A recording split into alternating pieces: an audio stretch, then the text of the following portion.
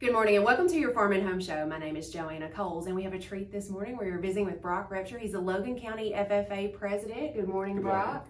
Well, I'm glad you're here today because I've kind of watched you through your FFA career and I think it's meant a lot to you.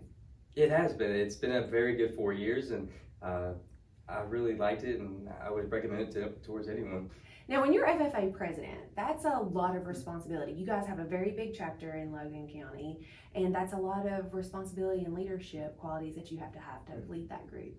Yeah, it's, like you said, it has its, pros and cons, but really I think there's more pros than there are cons. It's just really good to be able to be ahead of that. And although it's a title, it means nothing because we all work together as a team and we all have shared responsibilities. And our advisors, Mr. Estes, Mr. Campbell, make it very easy for all of us and they're really there to help us along the way. And it's just a really fun opportunity that I've been given. A lot of times people think about FFA and they think of, a bunch of farm kids, right? Mm-hmm. It's like a farm kid club, but you guys do a lot of other things as well. It encompasses a lot more. I know you guys participated in the barn event. Tell me a little bit about that. Okay, so the barn program, what it was is UK sponsored with our local extension office and surrounding counties. And what it was, we essentially put on a theatrical play for the agriculturalists in our community. But there was more to it than just the play. It was the program itself.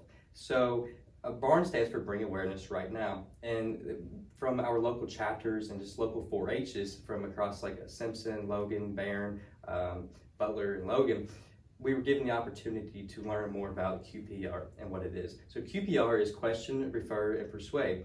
And what essentially it is, people can come to us and we're able to help them if they have any suicidal thoughts or anything like that and help them get them in the right direction so they can get out of that darkness.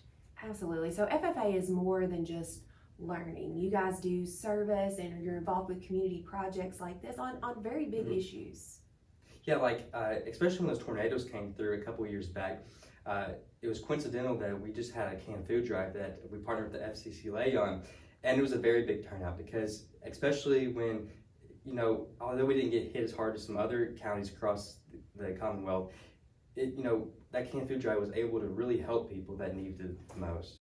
Now, Brock, what has been your favorite FFA experience? Okay, so my favorite FFA experience has definitely been ag sales.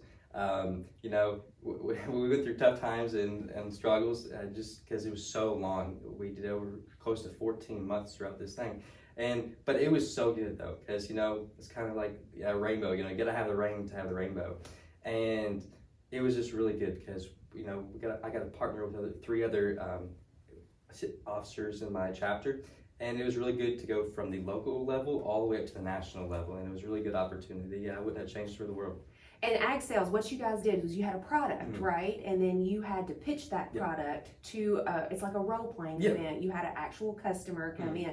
So what skills do you think that helped you develop? Okay, so definitely the ability to think on the spot because it really opened my eyes up to the world of selling and that whole aspect of things because, you have to know the product like the back of your hand.